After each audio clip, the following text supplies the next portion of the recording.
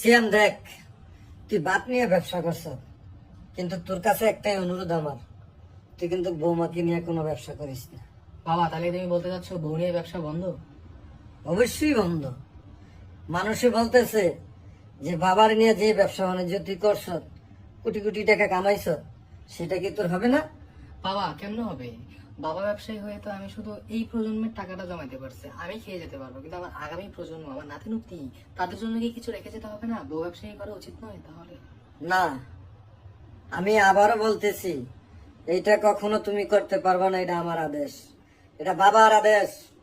যদি তুমি পারো, এটা কিন্তু তোমার মাইনা চলতে হবে, নাহলে কিন্তু তোমার সামনের যে ভবিষ্যৎ আছে না, সব কিন্তু অন্ধকার হয়ে আসবে।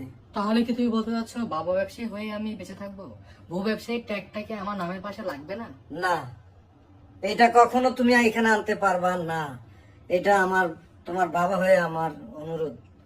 বাবা, সবাই বলে আমার জন্য নাকি তুমি নষ্ট, তাহলে কি আর কাউকে নষ্ট করব না?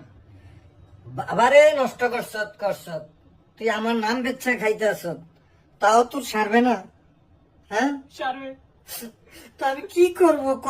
শুধু এইবারই সারবে, পরের পরের প্রজন্ম তো না খেয়ে করবে। তাদেরকে শিখিয়ে দিই বউ ব্যবসার ব্যাপারটা। না,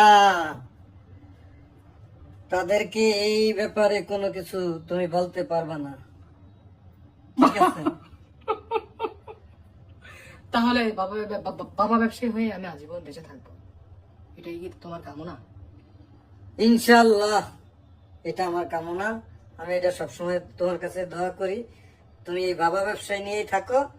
তুমি এই বাবাকে দিয়েই যে ব্যবসা বাণিজ্য করতেছো, এটার মধ্যে তুমি এতটুকু তুমি থাইমা থাইকো, এটা আমার অনুরোধ। হবে না, গাড়ি বাড়ি আর কেনা হবে না।